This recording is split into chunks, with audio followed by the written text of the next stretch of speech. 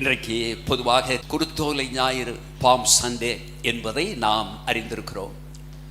அதை குறித்து ஒரு சில பகுதிகளை மட்டும் நான் நினைப்பூட்டிவிட்டு போன வாரத்தில் நாம் தியானித்த அந்த செய்தியை தொடரும்படிக்கு நான் வாஞ்சிக்கிறேன். சகரியா 9:9 சியோன் குமாரத்தியே, தேவனுடைய ஒரு அழைப்பு வருகிறது. சியோன் குமாரத்தியே மகிழ்ந்து களிகூறு, எருசலேம் குமாரத்தியே கெம்பீரி, இதோ உன் ராஜா உன்னிடத்தில் வருகிறார். அவர் நீதி உள்ளவரும் ரட்சிக்கிறவரும் தாழ்மை உள்ளவரும் கழுதையின் மேலும் கழுதை குட்டியாகிய மரியின் மேலும் ஏறி வருகிறவருமாய் இருக்கிறார். 2 வார்த்தைகளை அந்த சகரியா புத்தக தரிசனம் 9:9 கவனிப்பீர்களே ஆனால், உன் ராஜா உன்னிடத்தில் வருகிறார். அது அன்றைக்கு நடந்த நிகழ்வு. கடைசி பகுதி, அவர் வருகிறவருமாய் இருக்கிறார். நடக்க போகுது. வெளிப்படுத்தின விசேஷத்துக்கு திருப்புவீர்களானால், வெளிப்படுத்தின விசேஷம் 7ஆம் அதிகாரத்தினுடைய 9வது வசனத்தை நாம் கவனிப்போம். வெளிப்படுத்தல் 7:9, இவைகளுக்கு பின்பு நான் பார்த்தபோது இதோ சகல ஜாதிகளிலும் கோத்திரங்களிலும் ஜனங்களிலும் பாசைக்காரரிலும் இருந்து வந்ததும் ஒருவனும் எண்ணக்கூடாததுமான திரளான கூட்டமாகிய ஜனங்கள் வெள்ளை அங்கிகளை தரித்து தங்கள் கைகளில் குருத்தோலைகளை பிடித்து சிங்காசனத்திற்கு முன்பாகவும் ஆட்டுக்குட்டியானவருக்கு முன்பாகவும் நிற்க கண்டேன். இங்கே நான் ஒரு கேள்வியை மட்டும் வைக்க விரும்புகிறேன். லூக்கா சுவிசேஷத்திலும் யோவான் 12ஆம் அதிகாரம், லூக்கா 19ஆம் அதிகாரத்தில் நாம் இதை பார்க்கிறோம். யோவான் 12 முதல் உள்ள வசனங்களிலும், லூக்கா 19:30 முதலான வசனங்களிலும் இந்த சம்பவத்தை குறித்து நாம் வேதத்தில் கவனிக்கிறோம். இது தீர்க்க தரிசனமாய் பல ஆயிரம் ஆண்டுகளுக்கு முன்பதாகவே சொல்லப்பட்டதைத்தான் நாம் சகரியாவின் புத்தகத்தில் நான் வாசிக்க கேட்டோம். இதில் 2 பகுதி இருக்கிறதை நாம் கவனிக்கிறோம். அந்த சகரியாவில் நான் வாசித்தது போல, இதோ உன் ராஜா உன்னிடத்தில் வருகிறார். கடைசி பகுதி சொல்லுகிறது, அவர் நீதி உள்ளவரும் ரட்சிக்கிறவரும் தாழ்மை உள்ளவரும் கழுதையின் மேலும் கழுதை குட்டியாகிய மரியின் மேலும் ஏறி வருகிறவருமாயிருக்கிறார். வரப்போகிறார். இயேசு சீக்கிரம் வரப்போகிறார். கேள்வி ஒன்றுதான். அந்த கேள்வியோடு கூட நான் கடந்து போகும்படிக்கு விரும்புகிறேன். கேள்வி என்ன? அந்த கூட்டத்தில் நான் அங்கே இருப்பேனா? நாம் அங்கே இருப்போமா? அந்த வசனம் இப்படி முடிவடைகிறது, ஆட்டுக்குட்டியானவருக்கு முன்பாகவும் நிற்க கண்டேன் என்று வெளிப்படுத்தல் 7ஆம் அதிகாரத்தினுடைய 9வது வசனத்தில் பார்க்கிறோம். வெள்ளை அங்கிகளை தரித்து தங்கள் கைகளில் குருத்தோலைகளை பிடித்து சிங்காசனத்திற்கு முன்பாகவும் ஆட்டுக்குட்டியானவருக்கு முன்பாகவும் நிற்க கண்டேன்.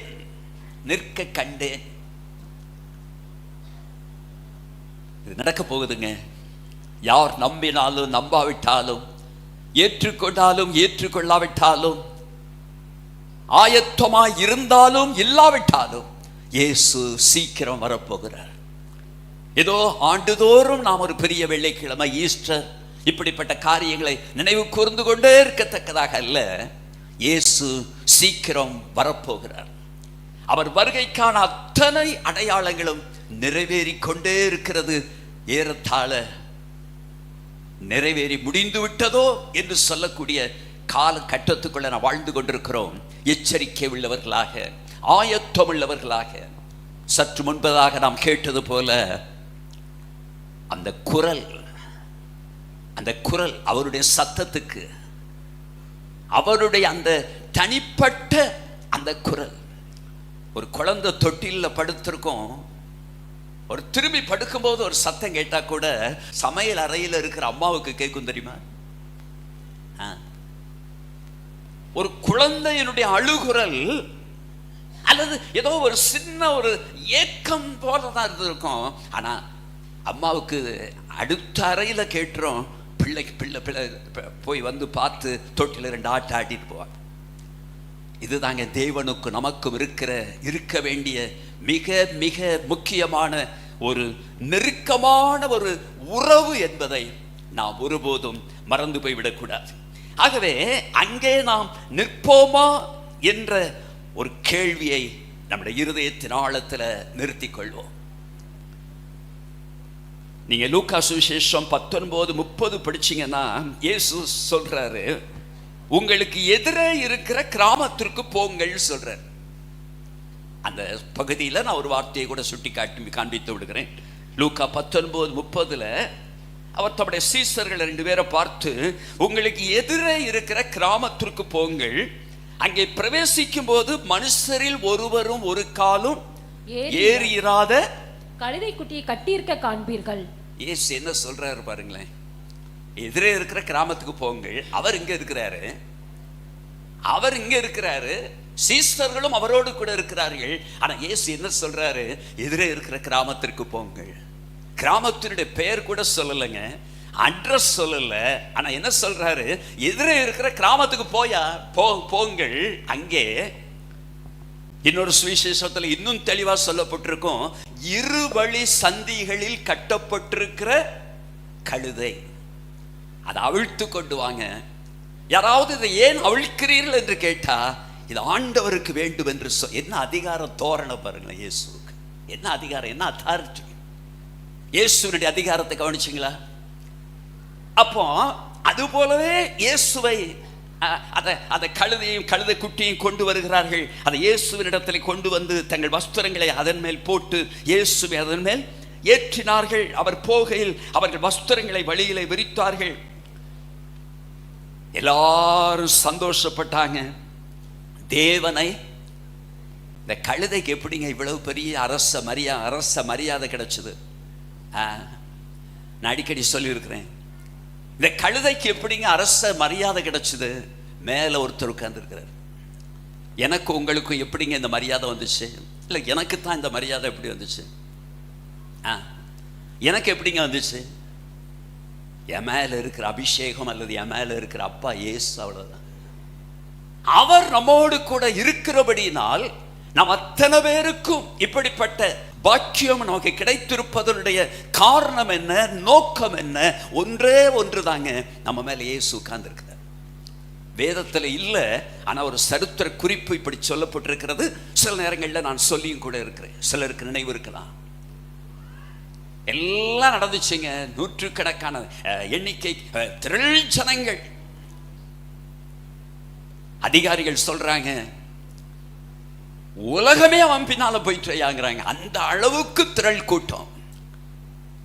இப்ப எல்லாம் முடிஞ்சிட்டு, நம்ம வேலையெல்லாம் முடிஞ்ச உடனே கழுதையை தூக்கிட்டா போவோம். கழுதி அவ விட்டுட்டு போயிட்டாங்க. இந்த கழுதை அப்படியே போச்சுதான். இதுவரைக்கும் பார்த்தா என்னது, ஒசன்னா ஆரவாரம், குருத்தோலைகள், இன்னும் வஸ்திரத்தெல்லாம் விரிக்கிறாங்க. என்ன விரிக்கிறாங்க? இப்படி போயிட்டு இருந்த கழுதை ரொம்ப துக்கமாயிற்று. இப்போ ஒரு மரியாதையும் காணும், ஒரு கூட்டத்தையும் காணும், ஒரு நாதியும் இல்லை. இப்படியே போயிட்டு இருந்து பாருங்க, தூரத்துல நிறைய துணி விரிச்ச மாதிரி தெரிஞ்ச நிறைய துணிகள் போடப்பட்டு வெண்வஸ்திரத்தை பார்த்த உடனே மிஸ்டர் டாங்கிக்கு ஒரு ஞாபகம் வந்துச்சு.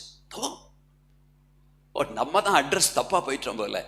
மேல பவனி போயிட்டார். விழுந்துச்சு பார்க்கணும், முன்னுல ஒரு பெரிய லத்தி கம்புல அடி. அது ஒரு டோபி துணிகளை துவைத்து உலர போட்டிருக்கிறார், காய போட்டிருக்கிறார். நம்மால அது மேல ஏறி போயிட்டார். அப்பதான் அவருக்கு ஒரு உணர்வு வந்துச்சு. என்ன உணர்வு? இதுவரைக்கும் மேல இருந்தது யாரு? அப்பா, கிரியேட்டட் காட், சர்வத்திற்கும் மேலான ஒரு பெரிய தேவன் கூட இருந்தாருங்க மேல. ஆனா இப்ப அவர் இல்லை. அதனால என்ன கிடைச்சது? தயவு செய்து இன்னொரு முறை சொல்றேன், தயவு செய்து இதை மனதின் ஆழத்துல நிறுத்தி கொள்ள ஒருபோதும் தவறி விடாதீர்கள். அப்ப பாருங்க, உங்கள் எதிரே இருக்கிற கிராமத்திற்கு போங்கள். பிரவேசிக்கும் போது மனுஷரில் ஒருவரும் ஒரு காலும், அந்த காரியத்தை நாம் அங்கே கவனிக்கிறோம். அப்ப நாம இங்க என்ன கவனிக்கிறோம்? எதிரே இருக்கிற கிராமத்துக்கு போங்கள். இதெல்லாம் எப்படிங்க நடந்துச்சு? வேதாகமத்துல நீங்க சுவிசேஷங்களை படிக்கும்போது பலமுறை நான் சொல்லி இருக்கிற இன்னொரு கூற்று என்னன்னா, கொஞ்சம் ரசிச்சு படிங்க. பொதுவா தியாலஜின்னு சொல்றோம், தியாலஜி இறையியல். அதை போலவே கிறிஸ்டாலஜி அப்படின்னு சொல்லுவாங்க. அதாவது இறையியல் தியாலஜின்னு சொன்னா தேவனை குறித்த விளக்கம், கிறிஸ்டாலஜின்னு சொன்னா கிறிஸ்துவை குறித்த விளக்கம். இது ஒரு பெரிய சப்ஜெக்டே இருக்குது. அதே போல பரிசுத்த ஆவியானவரை குறித்த காரியங்களும் இருக்கு. இப்போ இதை கிறிஸ்டாலஜி என்று சொன்னா 3 விதத்தில் அதை பிரிச்சிடலாங்க. 3 தான். ஒன்று ஓம்னிபொட்டன்ட், அதாவது அவர் சர்வ வல்லமை உள்ள தேவன். அடுத்தது ஓம்னிசயன்ட், சர்வ ஞானம் உள்ளவர். 3 ஓம்னி பிரசன்ட், சர்வ வியாபி. அவர் சர்வ வல்லவராகவும் இருக்கிறார், அதே நேரத்தில் அவர் சர்வ வியாபியாக இருக்கிறார், சர்வ ஞானியா இருக்கிறாருங்க, சர்வ வியாபியா இருக்கிறார். அதனால தான் இந்த வேதத்துல நாம் படித்தோம், எதிரே இருக்கிற கிராமத்துக்கு போங்கள்ங்கிறாரு. அந்த எதிரே இருக்கிற கிராமத்தில் என்ன இருக்குது இதை நீங்க அடிக்கடி வேதத்துல படிக்கலாம். குறிப்பா இன்னொரு முறை 4 சுவிசேஷங்களை படிக்கும் பொழுது, வேதத்தை படிக்கும் பொழுது ஒரு நோட்ல ஒவ்வொரு பக்கத்துல இதை போட்டுக்கொள்ளுங்க. இயேசு சர்வ வல்லவர், ஓம்னிபொட்டன்ட். அவர் சர்வ வியாபி, ஓம்னி பிரசன்ட். இப்ப நாம இங்க கூடி வந்திருக்கிறோமே, அப்பா நம்ம மத்தியில் இருக்கிறாரு.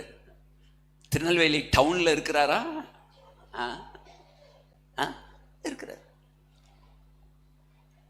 அமெரிக்காவில் இருக்கிறாரா? உலக நாடுகளில் இருக்கிறாரா? இருக்கிறார். அது எந்த நேரமா இருக்கலாங்க, எல்லா இடத்திலும் இருக்கிறார். இதை நான் ஏன் சொல்றேன்? உங்களை உற்சாகப்படுத்தும்படி சொல்றேன். நீங்க எந்த சூழ்நிலையில இங்க வந்திருக்கலாங்க, நீங்க எந்த சூழ்நிலையில வாழ்ந்து கொண்டிருக்கலாம், நீங்க எந்த சூழ்நிலையில நீங்கள் இருக்கலாம், அவர் அறிந்திருக்கிற தேவர். லூக்கா 18 நினைக்கிறேன் ஒரு சம்பவம் வாசிக்கல வேண்டாம். ஆயக்காரனும் பரிசேயனும் தேவாலயத்துக்கு போனார்கள், ஜெபம் பண்ணாங்க, திரும்பி வந்தாங்க. 2 பேரும் 2 வித்தியாசமான திசைகள்ல இருந்து, வித்தியாசமான கோணங்கள்ல இருந்து வந்தவர்கள்ங்க. இயேசுவின் கண்கள் அவர்களை பார்க்குது. நான் இப்படி விசுவாசிக்கிறேன், பரிசேயன் வீட்டை விட்டு புறப்பட்டு வெளியில வந்து கதவை லாக் பண்றாரு. உடனே உங்க வீட்டுல கதவை லாக் பண்ணமான்னு யோசித்து அங்க போயிடாதுங்க. லாக் பண்ணி தான் இருக்கு, அல்ல லாக் பண்ணி தான். இப்ப அங்க ஒன்றை கவனிக்கிறோம், பரிசேயன் தன் வீட்டை பூட்டி வருகிறதையும் இயேசு பார்க்கிறார். இன்னொரு திசையில் ஆயக்காரன் கதவை பூட்டிக்கிட்டு வர்றதையும் என் இயேசுவின் கண்கள் பார்க்குது. அதே கண்கள் இன்றைக்கு உங்க எல்லாரையும் பார்க்குதுங்க. உங்க வீட்டை பூட்டி இருக்குதா, திறந்திருக்குதா? 3 ஜன்னல்ல 1 ஜன்னல் திறந்திருக்குதா? எங்க அப்பாவுக்கு நல்லா தெரியும். எல்லாவற்றையும் அறிந்த தேவன். அப்ப நல்லா கவனிங்க. இப்படி கொஞ்சம் தயவு செய்து வேதத்தை நீங்க கொஞ்சம் கருத்தா படிச்சு பார்த்தீங்கன்னா ரொம்ப என்கரேஜிங்கா இருக்கும். உங்களுடைய உள்ளான மனுஷன் அதிகமாய் ஆழமாய் பலப்படுவதை நீங்கள் பார்க்க முடியும். இது இந்த பகுதியில் மாத்திரமல்ல, இயேசு அந்த ராப்போஜனத்தை குறித்து சிலுவைக்கு போவதற்கு முன்பதாக ராப்போஜனத்தை குறித்து சொல்லும் போதும் கூட ஒரு உதாரணத்துக்காக சொல்லுகிறேன். இயேசு என்ன சொல்றாரு? நேராக நீங்கள் போங்கள், அங்கே ஒரு மனிதன் தண்ணீர் குடத்தை சுமந்து கொண்டு வருவான். அவன் போகிற வீட்டுக்கு நீங்களும் போய் வீட்டு எஜமானை நோக்கி, ஞாபகம் வருதா? இதாங்க பைபிள். என் தேவன் எவ்வளவு நல்லவர் தெரியுமா? அவ்வளவு நல்லவர். அவர் சர்வ வல்லமை உள்ளவர், அவர் சர்வ வியாபியாக இருக்கிறார், சர்வ ஞானியாக இருக்கிறார். அதனாலதான் சகைவை சீக்கிரமா இறங்கி வாங்குறார். அவன் யாரும் பார்த்துடக்கூடாதுன்னு அந்த ஆள் மேலே ஏறி உட்கார்ந்து இருக்கிறாரு. இவர் தான் பேசாம போயிருக்கலாம் இல்ல? அந்த நேரத்தில் அது ஒரு அவமானம் போல தானே தோன்றும். இல்லைங்க, அவர் செய்த எதுவுமே அவமானம் கிடையாது. இயேசுவை நான் பார்க்கணும், ஆனா என்ன யாரும் பார்த்துடக்கூடாது. ஏன்னா சொசைட்டியில வாழ் ரொம்ப பெரிய ஆளு, சொசைட்டியில தான் ரொம்ப பெரியவர். ஆகவே தன்னை யாரும் பார்த்து விடக்கூடாது, காட்டத்தி மரம் ரொம்ப அடர்த்தியான இலைகள் கிளைகள் உள்ள மரங்க காட்டத்தி மரம். அதுவும் நம்ம ஊர்ல இந்த கிராமப்புறங்கள்லாம் பார்த்தீங்கன்னாக்கா இந்த முருங்கை மரங்கள் அதிகமாக இருக்கும் அல்லது வேப்ப மரங்கள் அதிகமாக இருக்கும். இந்த மாதிரி காட்டத்தி மரங்கள் என்பது சாலை தோறும் இருக்கக்கூடிய ஒன்று.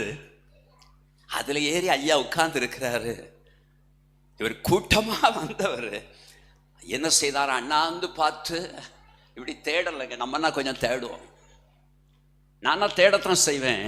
ஆனா அவர் அண்ணாந்து பார்த்து, சகைவே சீக்கிரமா இறங்குவா. நம்ம அண்ணன் சகைவுக்கு எப்படித்தான் இருந்திருக்கும் நினைக்கிறீங்க? எப்படி இருந்திருக்கும்? சீக்கிரமா இறங்குவா, நான் இன்றைக்கு உன் வீட்டில் வந்து தங்கணும். இயேசு தங்க போனா எப்படி தங்க போவார் உங்களுக்கு தெரியுமா? தனியா போக மாட்டாருங்க. குறைஞ்சது 1+3 பேதுரு, யோவான், யாக்கோபு. அதுக்கு அடுத்த வட்டம் 12. இன்னும் அந்த 12க்கு எக்ஸ்ட்ரா எல்லாம் கூட்டம் நிறைய இருக்கும். இப்ப நான் சொல்ல வருகிற விஷயம் என்னன்னு சொன்னா, ஒருபோதும் இங்கே நாம் கொண்டாடுகிறோம், நினைவு கூறுகிறோம், சரிதாங்க. அவர் வரப்போகிறாரே. அந்த வெளிப்படுத்தல் நான் வாசித்த 7:9 படி வெள்ளை அங்கிகளை தரித்து தங்கள் கைகளில் குருத்தோலைகளை பிடித்து சிங்காசனத்திற்கு முன்பாகவும் ஆட்டுக்குட்டியானவருக்கு முன்பாகவும் அங்கே நம்ம நிற்போமா? நான் நிற்பனா? அதற்கு நாம் ஆயத்தமுள்ளவர்களாக இருக்கிறோமா? அதுதான் நம்முடைய வாழ்க்கையின் ஆயத்தமா? அந்த ஆயத்தத்திற்கு தான் அடிப்படை ஒன்று கேட்டோம். அவர் குரலை கேட்டுக்கிட்டே இருக்கணுங்க. அவர் குரலை கேட்டுக்கிட்டே இருக்கணும். அவர் சத்தத்தை நாம் கேட்டுக்கொண்டே இருக்கணும். 3 யோவான் அந்த 2வது வசனத்திற்கு நாம் திரும்பி வருவோம். ஆன்மீக வாழ்வு என்று சொன்னேன். பிரியமானவனே, உன் ஆத்துமா வாழ்கிறது போல எல்லாவற்றிலும் வாழ்ந்து சுகமாய் இருக்கும்படி வேண்டுகிறேன். வேதத்துல புதிய ஏற்பாட்டில் 5 காயுக்களை குறித்து நாம் வாசிக்கிறோம். அதுல ஒன்று, மற்றவர்கள் அப்போஸ்தலனாகிய பவுலுடைய ஊழியத்தில் மிஷனரி பயணத்திலே தொடர்புடையவர்களாக இருந்தார்கள். இந்த காயுக்கள் எல்லாருமே ஒரு வித்தியாசமான கேரக்டர் உள்ளவர்களாக இருந்தார்கள். ரொம்ப ஒரு வித்தியாசமான ஒரு கேரக்டர். அவருடைய குணாதிசயங்கள் அப்படி அற்புதமானவைகள் என்று கடந்த வாரத்தில் நினைப்பூட்டினேன். இப்ப நம்பர் 1 சொல்லிவிட்ட காரியத்தை வேகமாய் நினைப்பூட்டி விடுகிறேன்.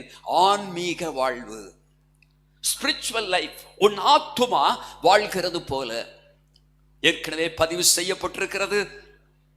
கேட்காதவர்கள் இன்னும் கேட்கும்படி நான் உங்களை கேட்டுக்கொள்கிறேன். மனம் இருந்தால் மார்க்கம் உண்டு. ஆனால் இதை நான் நேற்று இரவு 2 வரிகளில் நினைவுபடுத்தும்படி விரும்பினேன். ஆன்மீக வாழ்வு அது எப்படி கட்டி எழுப்பப்பட முடியும் தெரியுமா? முதலாவது தேவனுடைய ராஜ்யத்தையும் அதனுடைய நீதியையும் தேடுங்கள், அப்பொழுது இவைகள் எல்லாம் உங்களுக்கு கூட கொடுக்கப்படும் சொல்றார். முதலாவது தேவனுடைய ராஜ்யத்தையும் அதனுடைய நீதியையும் தேடுங்கள், அப்பொழுது இவைகள் எல்லாம் உங்களுக்கு கூட கொடுக்கப்படுங்கிறார். 2 காரியம், 2 வரிகள். நான் பலமுறை நினைவுபடுத்துவதுண்டு, பல சந்தர்ப்பங்களில் நினைவுபடுத்துவதுண்டு. ஒன்று, மனம் திரும்புதலை ஒருபோதும் தள்ளி போடக்கூடாது. மனம் திரும்புதலை ஒருபோதும் தள்ளி போடக்கூடாது. ஆன்மீக வாழ்வு, ஆத்துமா வாழ்கிறது போல போன வாரத்தில் சொன்னேன். இது கண்டிஷனல் பிராமிஸ், அன்கண்டிஷனல் அல்ல, நிபந்தனையோடு கூடிய வாக்கு தத்துவம். அந்த நிபந்தனை என்ன சொல்லப்பட்டிருக்கிறது? மனம் திரும்புதலை தள்ளி போடக்கூடாது. நம்பர் 2, கசப்பு உணர்வுகளை தக்க வைத்துக் கொள்ளக்கூடாது. அடிக்கடி சொல்லியிருக்கிறேன், பல சந்தர்ப்பங்களில் நான் சொல்லியிருக்கிறேன், திரும்பவும் நான் சொல்லுவதை குறித்து மகிழ்ச்சி அடைகிறேன். மனம் திரும்புதலை ஒருபோதும் தள்ளி போடக்கூடாது. மனம் திரும்புதல் என்று சொன்னால் என்ன? ரிப்பன்ட். நமக்கு தெரியும், மத்தேயு 3ஆம் அதிகாரத்தில் இருந்து வெளிப்படுத்தின விசேஷம் கடைசி வரைக்கும் ஒரு சத்தியம் இருக்குமானால், அல்லது அந்த மத்தேயு 3ஆம் அதிகாரத்திலும் வெளிப்படுத்தல் 22லும் சொல்லப்பட்டிருக்கிற, பதிவு செய்யப்பட்டிருக்கிற ஒன்று என்ன தெரியுமா? மனம் திரும்புங்கள். 7 சபைக்கும் கூட மனம் திரும்புங்கள், மனம் திரும்புங்கள். ஆங்கிலத்தில் அந்த ரிப்பன்ட் என்று சொல்லுகிற அந்த வார்த்தையை RE பிறகு PENT அல்ல, அந்த பென்ட்னு இருக்கு பாருங்க, அதை கொஞ்சம் நீங்க தனியா பிரிச்சு கொஞ்சம் பார்த்தீங்கன்னு சொன்னா அதுல ஒரு சத்தியம் இருக்கு. பொதுவாக இந்த அப்பார்ட்மெண்ட்டுகளில் 5 மாடி 7 மாடி அதற்கு மேலேயும் இருக்கலாம். அது மேல இருக்கிறாங்க பாருங்க, 7th ஃப்ளோர்ல 7வது மாடியில் இருக்கிறார்களே, அந்த ஃப்ளோருக்கு ஒரு பொதுவாக ஒரு கொடுக்கப்படுகிற ஒரு பெயர் என்ன தெரியுமா? பென்ட் ஹவுஸ்ன்னு சொல்லுவாங்க. ஏன்னா அவங்க ரொம்ப உயரத்துல, அதற்கான பல காரணங்கள் உண்டு. சுருக்கமாய் சொல்லுகிறேன், இப்ப நமக்கு தேவையானதை மட்டும் கண்ணோட்டத்துல நான் சொல்லுகிறேன். ரிப்பன்ட் என்று சொன்னா ஆவிக்குரிய கண்ணோட்டத்துல சொல்லுவேன். ஆனால் நாம் வளர்ந்து கொண்டே இருக்கிறோம்னு அர்த்தங்க. வளர்ந்து கொண்டே இருக்கிறோம். நாம் வளர்ந்து கொண்டே இருப்போமானால் அந்த பென்ட் ஹவுஸ்ல இருக்கிறாங்க பாருங்க, 7வது மாடியில, அவர்களுக்கு சில விசேஷித்த சலுகைகள் அப்பார்ட்மெண்ட் குறித்து தெரிந்தவர்கள் அனுபவிக்கிறவர்களுக்கு தெரியும். அல்லது நீங்க கொஞ்சம் கூட நீங்க சர்ச் பண்ணி பார்க்கலாம். அந்த மேல் ஃப்ளோர்ல இருக்கிறாங்க பாருங்க, அவர்களுக்கு சில சலுகைகள் உண்டு. அந்த சலுகைகள் எல்லாம் அந்த உலகத்தோடு அழிந்து போகிறவைகளாக இருக்கலாம். சலுகைகள் எல்லாம் சுட்டி காட்ட எனக்கு நேரம் இல்லை, நன்றா கவனிங்க. பென்ட் ஹவுஸ் ரிப்பன்ட் என்பதும் கூட நம்ம இன்னொரு லெவலுக்கு கொண்டு போகுதுங்க. இன்றைக்கு நம்முடைய கிறிஸ்தவ வாழ்க்கையில நமக்கு மிக தேவையான ஒன்று அதுதான் ஆன்மீக வாழ்வு. போன வாரத்துல நாம் அடிக்கடி அந்த வார்த்தையை நாம் கவனித்தோம். பிரியமான காயுவுக்கு எழுதுகிறதாவது, நீ சத்தியத்திலே நடக்கிறாய், உண்மையாய் நடக்கிறாய், சகோதரரையும் அந்நியரையும் என்ன செய்கிறாய்? உண்மையாய் நேசிக்கிறாய். என்ன அற்புதமான வார்த்தைகள் சொல்லப்பட்டிருக்கு. ஏன் அந்த காயு நானா ஏன் இருக்கக்கூடாது? நம்மளா ஏன் இருக்கக்கூடாதுங்க? நம்ம வாழ்க்கையில ஏன் நாம் ஏன் அப்படிப்பட்டவர்களாக இருக்கக்கூடாது? ஆகவே நமக்கு கவனிக்க வேண்டிய மிக முக்கியமான ஒரு காரியத்தை நாம் கவனிக்கிறோம். முதலாவது தேவனுடைய ராஜ்யத்தையும் அதனுடைய நீதியையும் தேடுங்கள். இது இல்லாம நம்ம என்னதான் செய்தாலும் சரிங்க, ஃபேமிலி டாக்டரே நமக்கு இருக்கலாம், ஒரு பெரிய ஸ்பெஷலிஸ்ட் எங்களுக்கு இருக்கிறாருன்னு சொல்லலாம். போன வாரத்தில் நான் சொன்ன சில காரியங்கள், சரீர ஆரோக்கியத்தை குறித்து நான் சில காரியங்கள் சொன்னேன். எல்லாவற்றையும் செய்யலாம். அந்த 3 யோவான் நிருபத்தில் யோவான் என்ன எழுதுகிறார் தெரியுமா? நீ சத்தியத்தில் நடக்கிறாய், என் பிள்ளைகள் சத்தியத்தில் நடக்கிறார்கள் என்று கேள்விப்படுகிற சந்தோஷத்திலும் அதிகமான சந்தோஷம் எனக்கு இல்லை. ஆகவே நம்பர் 1 ஆன்மீக வாழ்வு. இது ஒரு நிபந்தனை உள்ள வாக்குத்தத்தம். நிபந்தனை என்ன? மனம் திரும்புதல். ஒருபோதும் தள்ளி போடாது. தேவனோடு கூட மனம் திரும்புதலை தள்ளி போடக்கூடாது. ஒருவரோடு கூட ஒருவர் சக உறவுகளிலே, குடும்பங்களுக்குள்ளே, குடும்பத்திற்கு வெளியே, சபைக்குள்ளே, எங்கோ இருக்கலாம், உறவுகளிலே நாம் மனம் திரும்புதலை ஒருபோதும் தள்ளி போடக்கூடாது. கசப்பு உணர்வுகளை, சிலருக்கு தேவன் மேல கூட கொஞ்சம் கசப்போடு இருக்கிறவர்களை குறிப்பா இந்த கடைசி நாட்கள்ல கொஞ்சம் அதிகமாகவே பார்க்க தெரிகிறதுங்க. கோவிட் நாட்கள்ல கூட கொஞ்சம் அதிகமாய் நான் அதை பார்த்து ஒரு பக்கத்துல பரிதாபப்பட்டாலும் மறுபக்கத்துல துக்கப்பட்டு வேதனைப்பட்டது உண்டு. வேதத்துல தேவன் என்ன சொல்லி இருக்கிறாரோ அவைகள் தான் இன்றைக்கு நிறைவேறி கொண்டிருக்கிறது. ஆகவே நாம் எந்த சூழ்நிலையிலும் மனம் திரும்புதலை ஒருபோதும் தள்ளி போடக்கூடாது. கசப்பு உணர்வுகள் உள்ள வருதா? பக்கத்து வீட்டுக்காரரோடு கூட ஒரு கசப்பு உணர்வு, அல்லது யாரோ ஒருவரோடு கூட நமக்கு ஒரு விதமான கசப்பான எண்ணங்கள் நம்முடைய உள்ளத்தில் வருகிறதா? ஆன்மீக வாழ்வு குறித்து நாம் அதிக கவனமாய், அதிக விழிப்புள்ளவர்களாக நாம் இருக்க வேண்டியவர்களாக இருக்கிறோம். கர்த்தருடைய நாமம் மகிமைப்படுவதாக. நம்பர் 2 சுக வாழ்வு. அந்த ஹெல்த்தி லைஃப், ஆன்மீக வாழ்வு, ஸ்பிரிச்சுவல் லைஃப், அதாவது ஒரு ஆத்துமா வாழ்கிறது போல. நம்பர் 2 சுக வாழ்வு, ஹெல்த்தி லைஃப். சுகமா இருக்கும்படி, சுகமா இருக்கும்படி. நம்முடைய சுகம் எதுல இருக்கு தெரியுமா? இந்த வார்த்தையில் இருக்குதுங்க. மனுஷன் அப்பத்தினால மாத்திரமல்ல, தேவனுடைய வாயிலிருந்து புறப்படுகிற ஒவ்வொரு வார்த்தையினாலும் பிழைப்பான். அவருடைய வார்த்தையில இவைகள் எல்லாம் இருக்குது. எல்லாம் செய்யலாம். நான் சில காரியங்களை சொன்னேன். சூரிய தரிசனம், சூரிய குளியல், இரவு ஒரு 7ல இருந்து குறைந்தபட்சம் 7ல இருந்து 8 மணி நேரம் கட்டாயம் தூங்கணும். சில காரியங்களை சொன்னேன். இன்னும் சொல்ல வேண்டிய காரியங்கள் இருக்குது. சொல்ல வேண்டியது என்னுடைய கடமை, அதை நான் சொல்லிவிடுவேன். எந்த ஒரு சத்தியம் எனக்கு விளங்கிக் கொள்வேனானால், அதை நான் அனுபவிப்பேனானால், அதை நான் சொல்ல தவறுவதில்லை. எங்க போனாலும் சொல்லிடுவேன். நண்பர்களோடு பயணித்து கொண்டிருக்கும் போதும் கூட, கடந்த வாரத்திலும் கூட சில நண்பர்களோடு நான் பயணித்த போதும் கூட சொன்னேன். ஊழியர்கள் மத்தியிலும் சொல்லுகிறேன், விசுவாச மக்கள் மத்தியிலும் சொல்லுகிறேன், உங்கள் மத்தியிலும் அதை நான் சொல்லும்படிக்கு விரும்புகிறேன். ஆனால் சத்தியத்தை விட்டுட்டோம்னா என்ன ஆகும்? சத்தியத்தை விட்டுட்டோம்னா என்ன ஆகுங்க? சத்தியத்தை விட்டுட்டோம்னா என் பிள்ளைகள் சத்தியத்தில் நடக்கிறார்கள் என்று கேள்விப்படுகிற சந்தோஷத்திலும் வேறு ஒன்றும் இல்லை. ஆகவே இந்த சுக வாழ்வு என்று சொல்லும் பொழுது அவர் அப்பத்தையும் தண்ணீரையும் ஆசீர்வதிக்கிறார். மருத்துவத்துறை, மருத்துவ நிலைகளில் இருக்கக்கூடிய பலரும் கூட அங்க இருக்கிறீங்க. ஒரு சம்பவம் கடந்த சில ஆண்டுகளுக்கு முன்பு என் நெஞ்சை விட்டு விலகாத ஒரு சம்பவம் இதே பாளையங்கோட்டைக்குள்ள நடந்துச்சு. ஒரு நாள் ஒரு சகோதரியினுடைய அவர்களுடைய துக்க செய்தி வந்தது. இந்த குடும்பத்தை பார்ப்பதற்காக போனேன். அந்த சகோதரர் பக்கத்தில் அமர்ந்திருக்கிறார். அந்த சகோதரியை ஃப்ரீசர் பாக்ஸில் சொல்ல எனக்கு கொஞ்சம் கஷ்டமாக தான் இருக்குது. ஆனால் சொல்லுவதனுடைய ஒரு உண்மையை சொல்றேன். அவருடைய கரங்களை அப்படியே இறுக்கமாக பிடிச்சுக்கிட்டேன். எனக்கு வேற ஒன்றுமே பேச முடியல.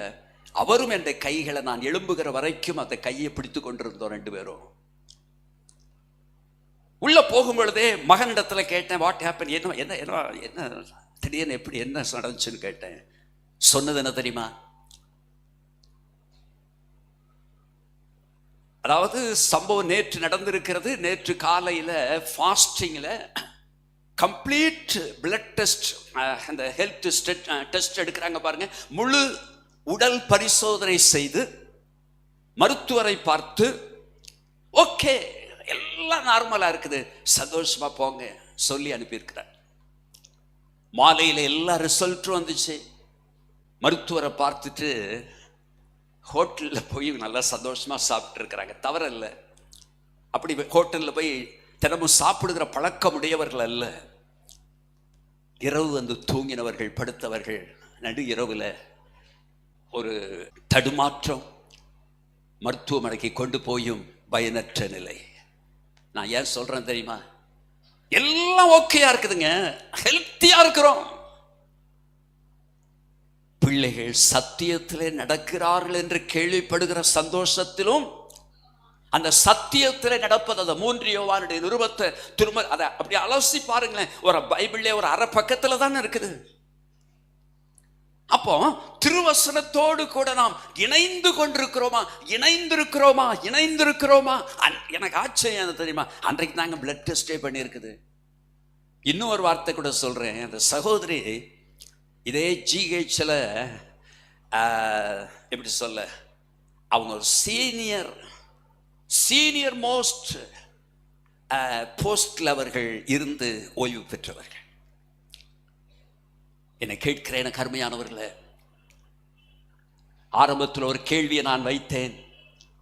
இங்கே குருத்தோலைகளை பிடித்து நாம் எல்லாரும் ஆரவாரிக்கிறோமே, அங்கே நான் நிற்பேனா? அங்கே நான் நிற்பேனா? ஆகவே நாம் ஒரு காரியத்தை குறித்து நாம் அதிக விழிப்புள்ளவர்களாக நாம் இருக்க வேண்டியவர்களாக இருக்கிறோம். என்ன? இயற்கை விதிகளை நாம் மீறவே கூடாது.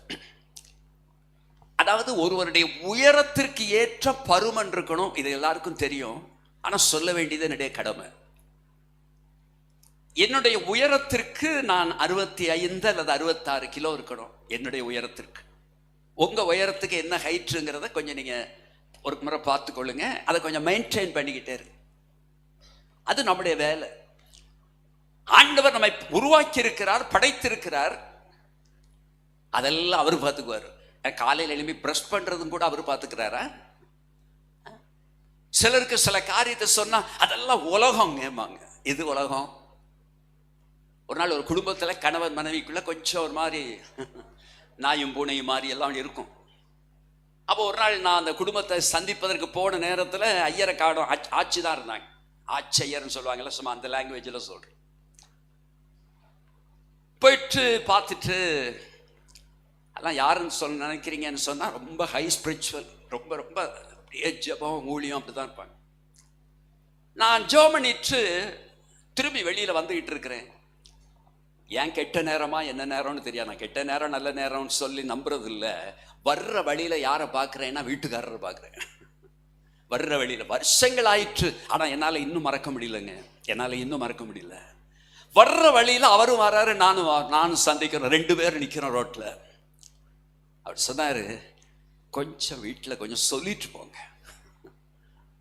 அவருடைய லாங்குவேஜ் அப்படியே சொல்கிறேங்க, கொஞ்சம் வீட்டில் கொஞ்சம் சொல்லிட்டு போங்க. என்ன பிரதர், என்னுடைய அப்ரோச்மெண்ட் உங்களுக்கு தெரியும். அவருடைய முதுகை தட்டிக்கிட்டேன். என்ன பிரதர், என்ன கொஞ்சம் சொல்லிட்டு போங்க, சமாளிக்க முடியலையா?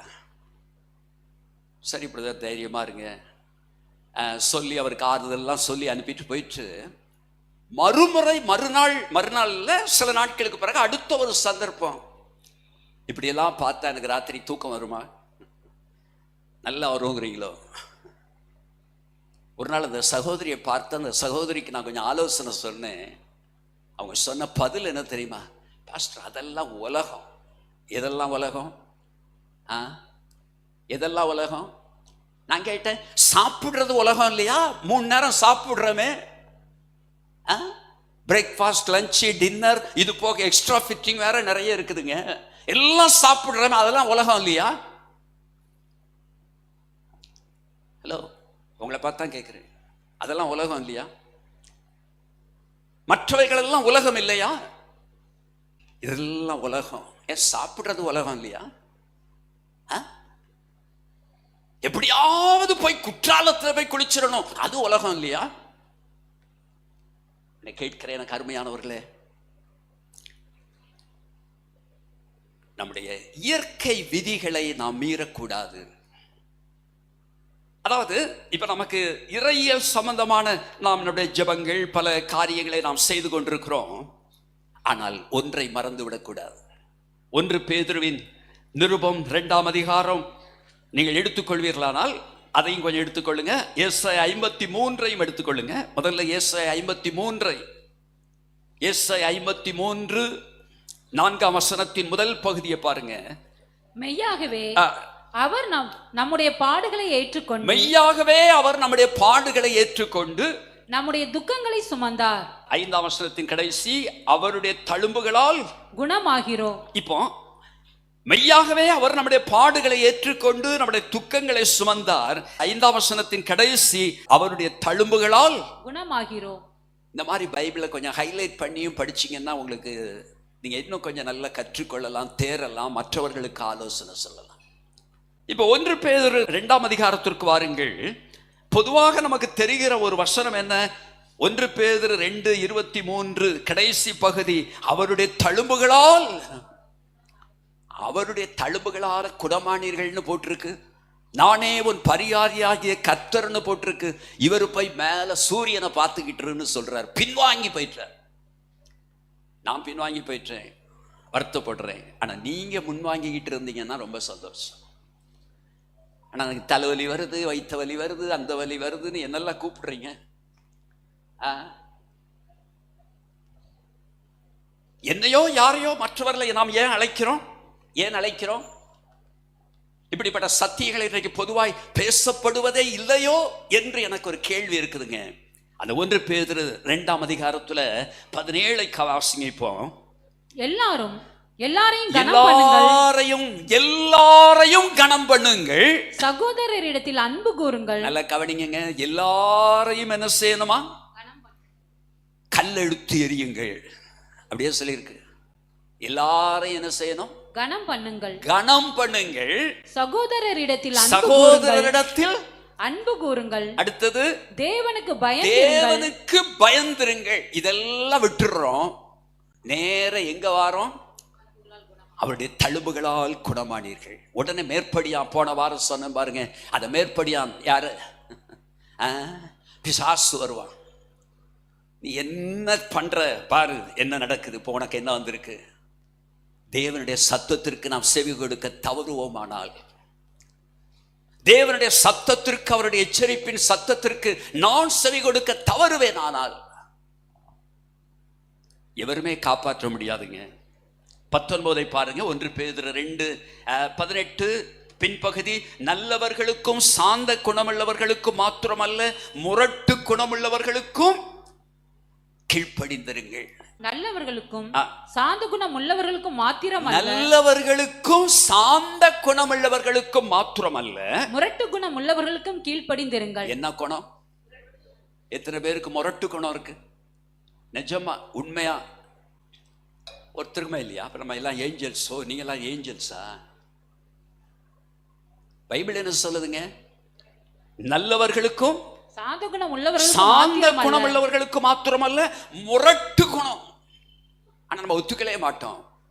ஆனா அந்த சிசிடிவி கேமராவை கொஞ்சம் ஆன் பண்ணி விட்டு நம்ம எல்லாருமே இருந்து பார்த்தோம்னா நம்மள எத்தனை பேருக்கு முரட்டு குணம் இருக்குங்கிறது அப்பமே தெரியுது. 19 பின்பகுதி. ஒருவன் அநியாயமாய் பாடுபட்டு உபத்திரவங்களை பொறுமையாய் சகித்தால் அதுவே பிரீதியாயிருக்கும். 20ஆம் வசனத்தின் பின்பகுதி.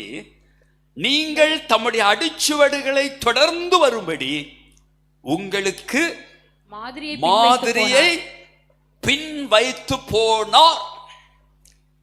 குட் ஃப்ரைடேக்கு ஆயத்தமாகறோங்க, இதை மறந்துடாதுங்க. எதை பின் வைத்து போனாரு? 1 பேதுரு 2ஆம் அதிகாரம் 20வது வசனம். நீங்கள் தம்முடைய அடிச்சுவடுகளை தொடர்ந்து வரும்படி, நீங்கள் அவருடைய அடிச்சுவடுகளை தொடர்ந்து வரும்படி உங்களுக்கு மாதிரியை பின் வைத்து போனார். மாதிரியை பின் வைத்து போனாரா? ஒரு மாதிரியை பின் வைத்து போனாரா? மாதிரியை பின் வைத்து போனார். 21. அவர் பாவம் செய்யவில்லை, அவருடைய வாயிலே வஞ்சனை காணப்படவும் இல்லை. அவர் பாவம் செய்யலைங்க, அவர் வாயில வஞ்சனை காணப்படவும் இல்லை. நம்ம வாயில, என் வாயில பார்த்தா praise the Lord sister, praise the Lord brother, praise the Lord, good morning, good evening, good night. Okay, நான் பைபிள் என்ன சொல்லுது? அவர் வாயில என்ன காணப்படலையா? வஞ்சனை காணப்படவில்லை. அதான் போன வாரத்துல சொன்னேன். உள்ளே ஒன்று, வெளியே. அதான் மாயக்காரரை உங்களுக்கு ஐயோன்னாரு. காலையில் ஒருவேளை ஆண்டவர் என்ன பார்த்து அப்படி சொல்லுவாரா? எனக்கு ஒரு பயம் இருக்குதுங்க. பிரியமானவனேன்னு சொல்லுவாரா, இல்ல மாயக்காரனேன்னு சொல்லுவாரா? தயவு செய்து நம்ம ஒரு எக்ஸாம் பண்ணிக்கிட்டே இருப்போங்க. அதுதான் வாழ்க்கையில ரொம்ப தேவை. அப்ப பாருங்க, நீங்கள் தம்முடைய அடிச்சுவடுகளை பின்பற்றி வரும்படி உங்களுக்கு மாதிரியை பின்வைத்து போனார். 21 அடுத்த வசனம். அவர் பாவம் செய்யவில்லை, அவருடைய வாயிலே வஞ்சனை காணப்படவும் இல்லை. பாவம் செய்யலைன்னா என்ன பாவங்க? ஏதோ கொலை பண்றது. ஏன்னா நமக்கெல்லாம் பாவம்னால அது அந்த சென்ட்ரல் ஜெயில உள்ள போய் பார்த்தா அங்கதான் இருக்காங்க. நாங்கெல்லாம் எல்லா பரிசுத்தவான்கள். ஏன்னா நமக்கு பாவம்னால எதுதான் பாவம்? கொலை செய்தா. மற்ற வார்த்தைகளை நான் சொல்ல எனக்கு கொஞ்சம் வாய் கூசுது. அப்படி சொல்லப்படலைங்க. வேதம் என்ன சொல்லுது? அவர் வாயிலே, அவர் பாவம் செய்யவில்லை, அவருடைய வாயிலே வஞ்சனை காணப்படவும் இல்லை. 20 அடுத்த வசனம். அவர் வையப்படும் போது பதில் வையாமலும், பாடுபடும் போது பயமுறுத்தாமலும், நியாயமாய் தீர்ப்பு செய்கிறவருக்கு. பண்ண வேண்டிய பகுதி அந்த கடைசி பகுதி. நியாயமாய் தீர்ப்பு செய்கிறவருக்கு தம்மை ஒப்புவித்தார். நியாயமாய் தீர்ப்பு செய்கிறவருக்கு தம்மை ஒப்புவித்தார். நம்ம ஒப்புவிச்சிருக்கிறோமா? ஒப்புவிக்கிறோமா? டெய்லி ஒப்புவிக்கிறோமா? நியாயமாய் தீர்ப்பு செய்கிறவருக்கு தம்மை ஒப்புவித்தார். ஒப்புவித்தார். அடுத்த வசனம். நாம் பாவங்களுக்கு செத்து, நாம் பாவங்களுக்கு செத்து நீதிக்கு பிழைத்திருக்கும்படி, நீதிக்கு பிழைத்திருக்கும்படிக்கு அவர்தாமே தமது சரீரத்திலே நம்முடைய பாவங்களை சிலுவையின் மேல் சுமந்தார். நம்முடைய பாவங்களை சிலுவையின் மேல் சுமந்தார். அவருடைய தழும்புகளால் குணமானீர்கள். ஹல்லேலூயா. அவருடைய தழும்புகளால் சுகமானீர்கள். முந்தின வசனங்கள் எல்லாம் என்ன சொல்லி இருக்குது? பிசாச குறித்து யோவான் 10:10 இயேசு என்ன சொன்னார் தெரியுமா? திருடன் திருடவும் கொல்லவும் அவன் யாரு? வசனத்தையே திருடுவாங்க. எப்ப திருடுனான் தெரியுமா? ஆதியாகமம் 3ஆம் அதிகாரத்தில் சாப்டர் 3, ஜெனிசிஸ் சாப்டர் 3. புசிக்க கூடாது என்று சொன்னார் என்று ஏவாள் சொன்னா, நீ புசித்தால் சாக மாட்டாமா, தேவனை போல மாறிடுவான். யாருக்குத்தான் இந்த ஆசை வராம இருக்கும்? புசிக்கினாலும் சாகவே சாவாயின்னு அவர் சொல்லியிருக்காருன்னு அந்த அம்மா சொன்னா, இவர் சொல்றாரு சாகவே மாட்டாமா, அவர் பொய் சொல்லுவாரு. சாப்பிட்டுட்டீங்கன்னா யாரை போல மாறிடலாம்? தேவர்களை போல் அவரை போல மாறி. இதை செய்தா நீ பெரிய ப்ரமோஷனே கிடைச்சிரும் சொன்னா யாருக்கு தாங்க டெம்டேஷன் வராம இருக்கும்? எனக்கு தான் வராதா இல்ல உங்களுக்கு வராதுன்னு இருக்கீங்களா? ஏஞ்சலா தெரியுது. நம்ம எல்லாருக்கும் சோதனை வருமா? அவன் பொய்யனும் பொய்க்கு பிதாவுமாக இருக்கிறான். ஆகவேதான் இரவும் பகலும் தேவனுடைய திருவசனத்தின் மேல நம்முடைய கவனத்தை செலுத்துவோம். திருவசனமும் ஜெபமும் இணைந்திருக்கட்டும். ஒரு ட்ரெயின் ட்ராக்ல 2 தண்டவாளங்கள் 2 ட்ராக் இருக்கிறது போல, அல்லது நம்முடைய இரு கண்களை போல ஜெபமும் வேதமும், ஜெபமும் வேதமும், ஜெபமும் வேத வசனமும் இணைந்திருக்கட்டும், இணைந்திருக்கட்டும். ஆகவே அவருடைய தழும்புகளால் குணமானீர்கள். அதற்கு அடுத்த வசனம், சிதறுண்ட ஆடுகளை போல் இருந்தீர்கள். இப்பொழுதோ அந்த வார்த்தையை ஹைலைட் பண்ணிக்கொள்ளுங்க. சிதறுண்ட ஆடுகளை போல இருந்தீர்கள், ஃபாஸ்ட் டென்ஸ். ஆனால் இப்பொழுதோ உங்கள் ஆத்துமாக்களுக்கு மேய்ப்பரும் கண்காணியுமானவரிடத்தில் திருப்பப்பட்டிருக்கிறீர்கள். இப்பொழுதோ கடைசி வார்த்தையை ஹைலைட் பண்ணுங்க. திருப்பப்பட்டிருக்கிறீர்கள், திருப்பப்பட்டிருக்கிறீர்கள். நான் அதுல ஒரு வரியை சேர்த்திருக்கிறேன், சேர்த்தர்ல அதுல ஒரு கொஸ்டின் மார்க் போட்டிருக்கிறேன். திரும்பி இருக்கிறேனா? திருப்பப்பட்டிருக்கிறீர்கள், திருப்பப்பட்டிருக்கிறேனா? நாம் திருப்பப்பட்டிருக்கிறோமா? யாரிடத்துல? மாதிரியை வைத்து விட்டு போனாரு. சிதறுண்ட ஆடுகளை போல் இருந்தீர்கள், இப்பொழுதோ உங்கள் ஆத்துமாக்களுக்கு மெய்ப்பரும் கண்காணியுமானவரிடத்தில் திருப்பப்பட்டிருக்கிறீர்கள் என்று சொன்னா கேள்வி கேட்கணுங்க. நான் திருப்பப்பட்டிருக்கிறேனா? இவ்வளவு ஜெபம் பண்றேனே, பைபிள் படிக்கிறேனே, கோயிலுக்கு போடனே, எல்லாம் செய்தனே, ஏன் எனக்கு? பிசாசு பொய்யனும் அவன் பொய்க்கு பிதாவுமாக இருக்கிறான். இன்னொரு வேத பகுதியை நான் காண்பிக்க விரும்புகிறேன்.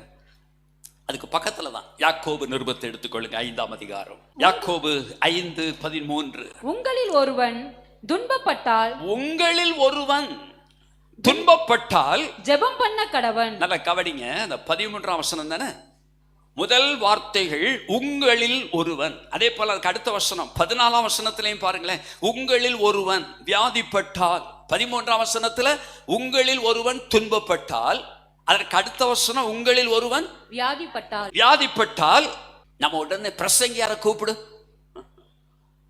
அந்த தேங்காய் இருக்கா, போய் கொஞ்சம் தேங்காய் வாங்கிட்டு வந்து ஒரு ஜெபம் பண்ணி தலையெல்லாம் தேய்ச்சி தலையை பிடிச்சி ஒரு ஆட்டி. பைபிள் அப்படி சொல்லுங்க. இதனுடைய விளைவு என்ன தெரியுமா? தேசத்துல இப்ப கொஞ்சம் குறைஞ்சிருக்குன்னு நினைக்கிறேன். ஜெப எண்ணெய் வியாபாரம். எத்தனை பேருக்கு தெரியும்? எத்தனை பேர் வாங்கி இருக்கிறீங்க? ஜெப எண்ணெய் வியாபாரம் தேசத்துல ஒரு காலத்துல கலகட்டி பறந்துச்சுங்க. எண்ணெய் வியாபாரம் பண்ணவங்களும் கரை சேர்ந்துட்டாங்கன்னா அக்கறைக்கு போயிட்டாங்க. நாம் அக்கறையை நோக்கி தான் பயணித்துக் கொண்டிருக்கிறோம். கர்த்தர் கொடுத்திருக்கிற இந்த வாழ்நாட்கள்ல ஒவ்வொரு சம்பவங்களும் நமக்கு எச்சரிப்பாகவும் எழுதப்பட்டிருக்கிறது, மறக்க வேண்டாம். இங்கே கவனித்து பாருங்க. உங்களில் ஒருவன் துன்பப்பட்டால் ஜெபம் பண்ண கடவன். ஜெபிக்கணும், ஜெபம் பண்ணணும். எப்படி ஜெபம் பண்ணணும்? தனியா ஜெபம் பண்ணணும். உங்களில் ஒருவன் துன்பப்பட்டால் ஜெபம் பண்ண கடவன். உங்களில் ஒருவன் வியாதிப்பட்டால் அவன் சபையின் மூப்பர்களை வரவழைப்பானாக. அவர்கள் கர்த்தருடைய நாமத்தினால எண்ணெய் பூசி அவனுக்காக ஜெபம் பண்ண கடவர்கள். விசுவாசம் உள்ள ஜெபம் பிணியாளியை ரட்சிக்கும், கர்த்தர் அவனை எழுப்புவார். கடைசி பகுதி ஹைலைட் பண்ண வேண்டிய பகுதி என்ன தெரியுமா? அவன் பாவம் செய்தவனானால் அது அவனுக்கு மன்னிக்கப்படும். என்ன சொல்லி இருக்குது? அப்ப தேவன் ஆரம்பத்திலே நான் சொல்லியிருக்கிறேன், அவர் கிளைகளை வெட்டுகிறவர் அல்ல, மரத்தின் வேர்ல கை வைக்கிறவர் தேவன். அழிப்பதற்காக அல்ல, நம்மை கட்டுவதற்காக, ஊன்ற கட்டுவதற்காக. இங்க என்ன சொல்லப்பட்டிருக்கிறது பாருங்க, அவன் பாவம் செய்தவனானால் அது அவனுக்கு மன்னிக்கப்படும். அடுத்த வசனம் 16, நீங்கள் சொஸ்தமடையும் படிக்கு. இப்ப கவனிங்க, இதுவரைக்கும் உங்களில் துன்பப்பட்டால், வியாதிப்பட்டால், இப்ப அடுத்த வசனம் எப்படி ஆரம்பிக்குது? நீங்கள் சொஸ்தமடையும் படிக்கு. மருத்துவரிடத்துல நாம போய் கையை நீட்டுறோம், காதை நீட்டுறோம், நாக்கு நீட்ட சொன்னா நாக்கு நீட்டுறோம், எல்லாம் நீட்டுறோம். கையை அப்படி தூக்குனா தூக்குறோம், ஆனா இங்க கையை தூக்குனா தூக்க மாட்டோம்.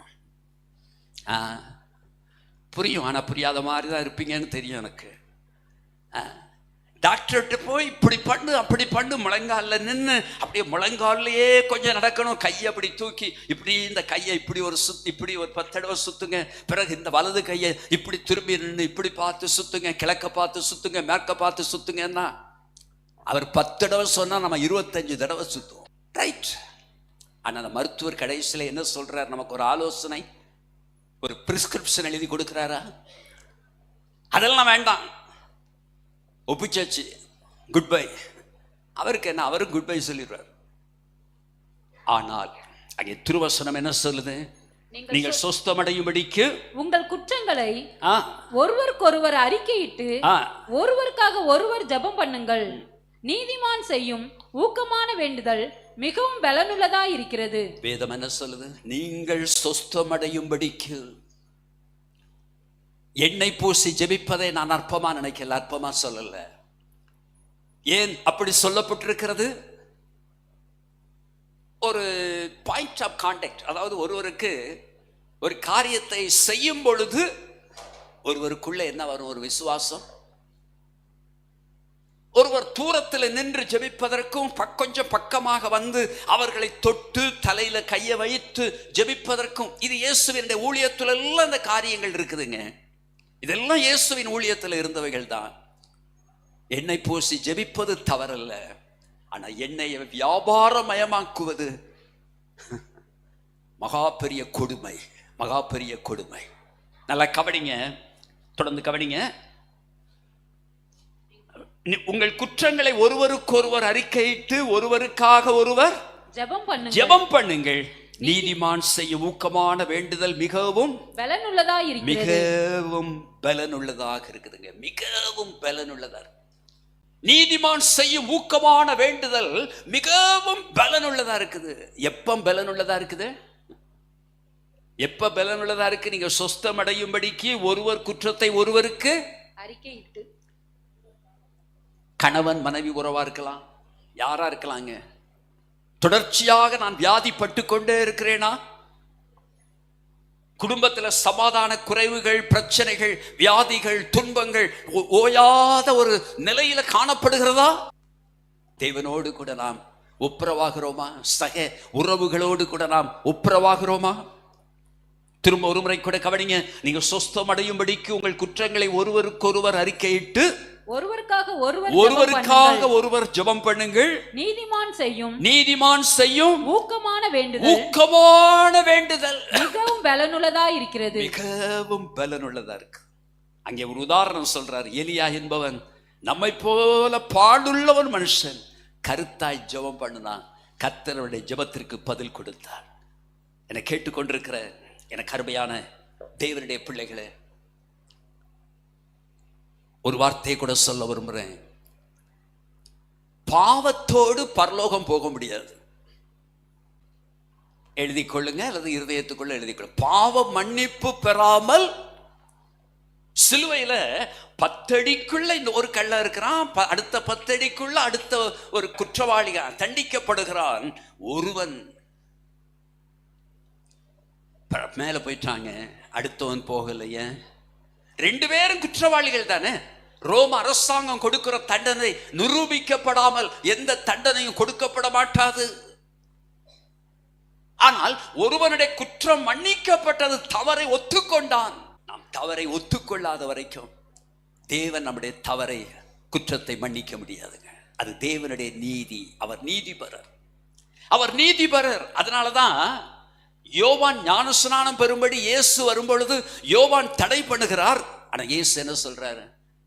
இப்படி இடங்கொடு, இப்படி எல்லா நீதியையும் நிறைவேற்றுவது நமக்கு ஏற்றதா இருக்கிறது என்று சொன்னார். தேவன் நீதிபரருங்க. அவர் நீதியை மாற்றவே மாட்டார், நீதியை விட்டு கொடுக்கவே மாட்டார். அப்போ பாவத்தோடு நாம் பரலோகம் போக முடியாதுங்க. ஆனா இன்னொரு வார்த்தையும் சொல்றேன், ஆனா பரலோகம் போறதுக்கு வியாதி தடையும் கிடையாது. சரியா சொல்றேன்னா? சரியா விளங்குதா? பாவத்தோடு பரலோகம் செல்ல முடியாது, பரலோகம் போறதுக்கு வியாதியும் தடையும் கிடையாது. எப்படி சொல்றையா? நூதனமா ஏதோ துருபதேசம் பேசுறேன்னு சொல்றீங்களா?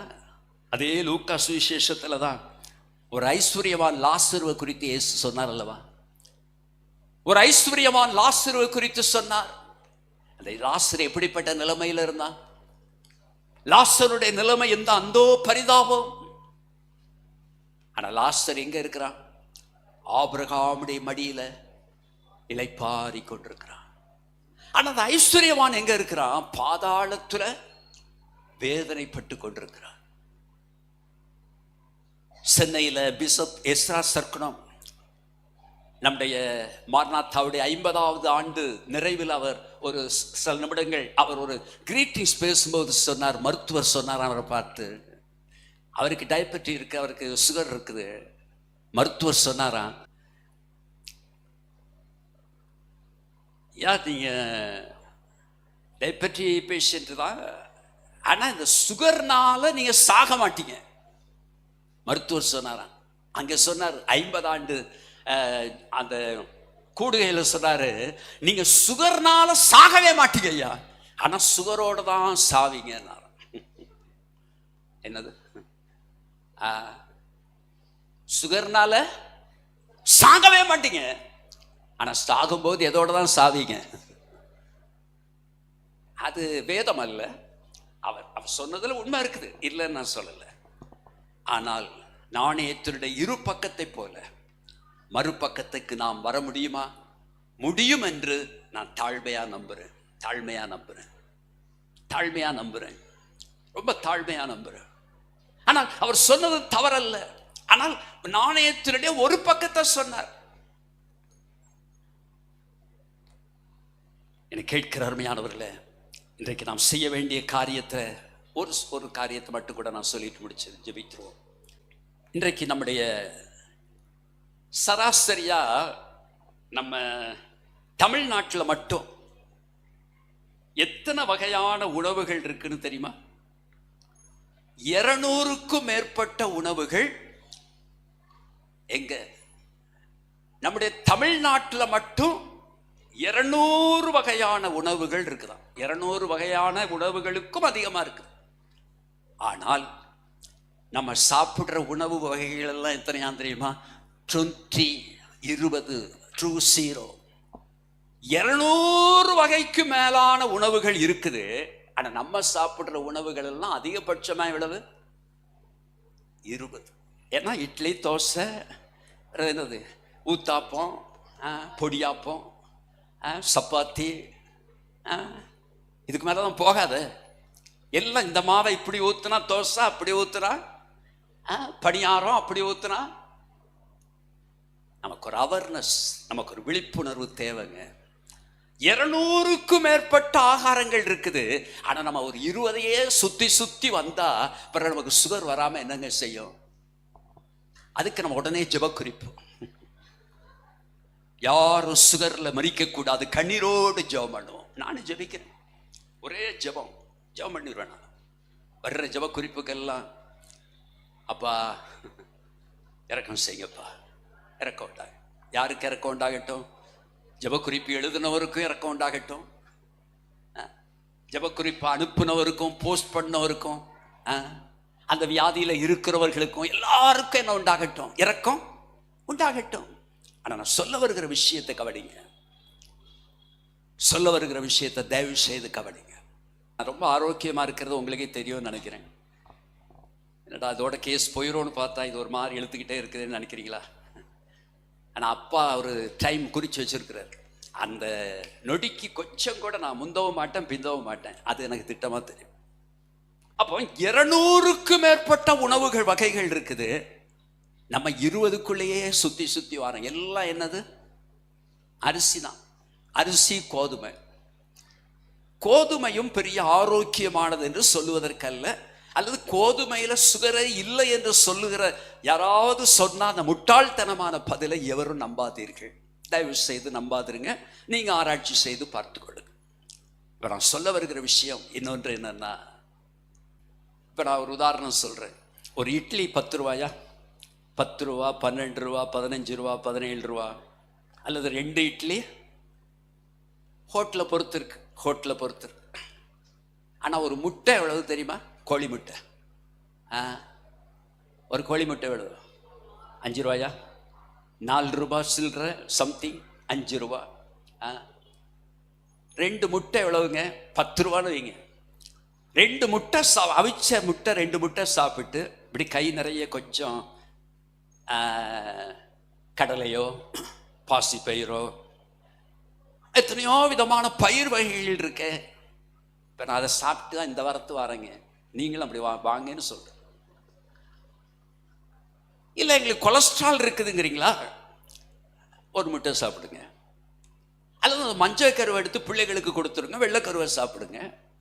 ஒரு கை நிறைய கொஞ்சம் சுண்டல் சாப்பிடுங்க. முதல்ல இதை யார் செய்யணும் தெரியுமா?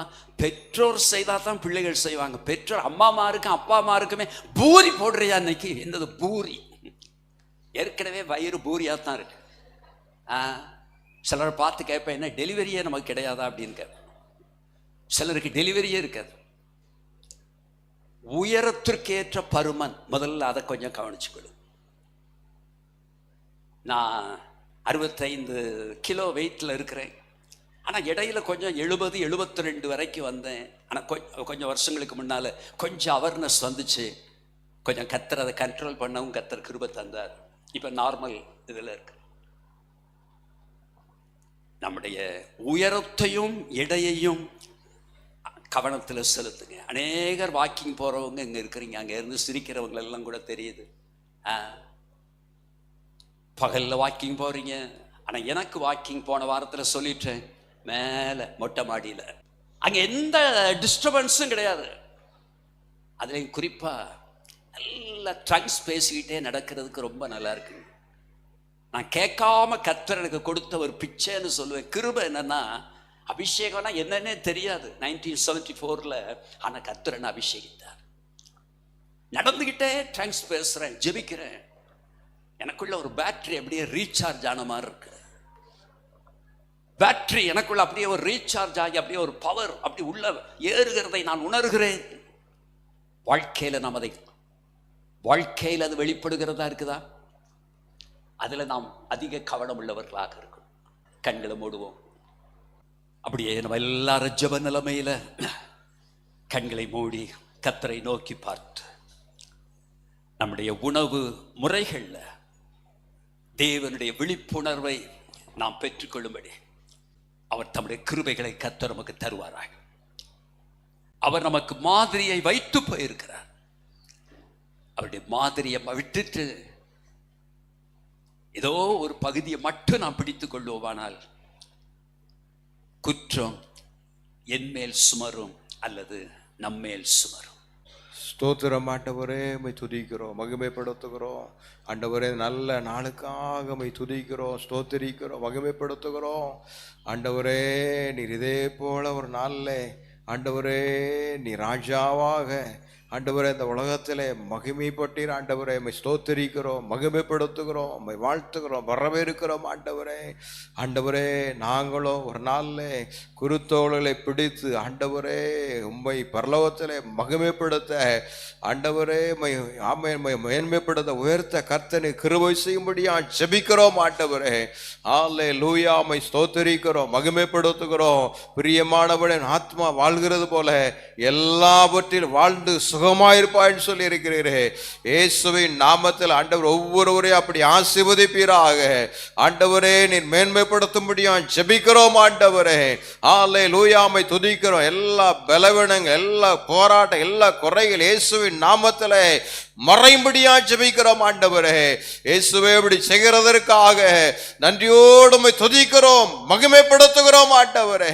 இயேசுவே நாங்கள் கேட்ட சத்தியத்தின்படி ஆண்டவர் ஒவ்வொரு நாளும் நடக்க ஆண்டவர் நம்முடைய வழியிலே நடக்க எங்களை பலப்படுத்தும் ஆண்டவரே, பலப்படுத்தும் ஆண்டவரே.